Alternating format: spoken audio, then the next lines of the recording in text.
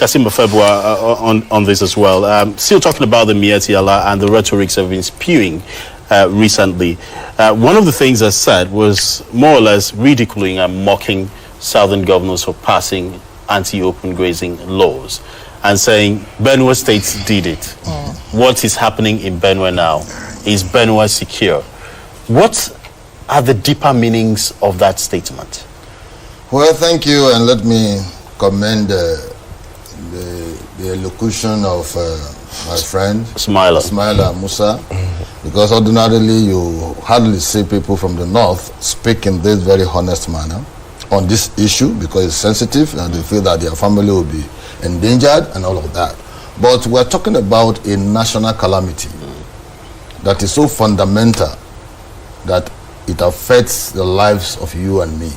And so to that extent, I think we should learn to call a spade a spade. And what has emboldened Miyetti Allah is because the federal government under President Muhammadu Buhari has been very, very taciturn, withdrawn, silent, and kept in the inner fortress of Aso Villa, not being able to connect the dots or interrogate those persons who are making provocative statements to incite the public.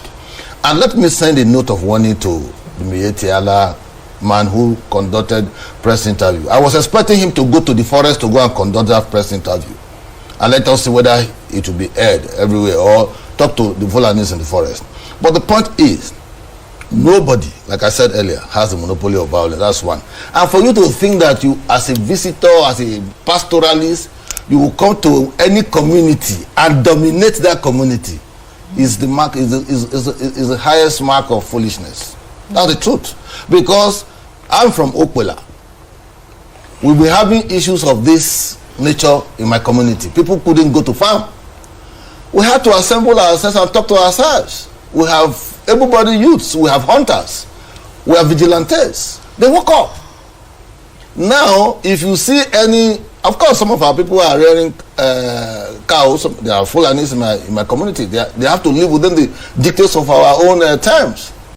If anybody is trying to provoke crisis within my community with respect to say you are a Miyetti Allah operator, you want to come and they will get the result instantly.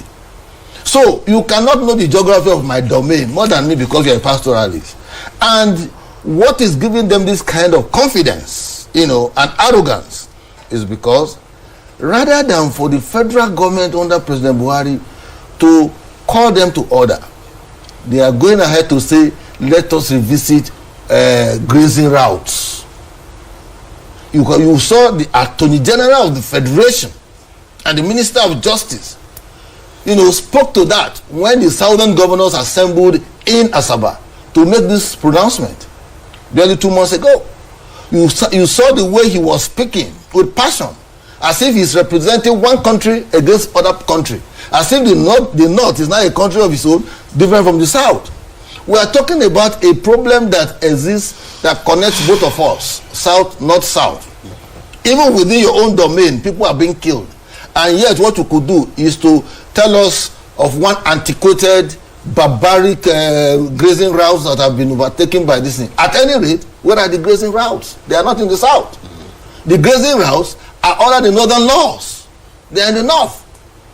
So, if an Attorney General cannot connect the dots of the legalese of this whole process, then who should? This is exactly why these persons feel that, they are on top of the world. One of their own is the president of the country. We can't do them anything and all of that. But they will be mistaken by the time they take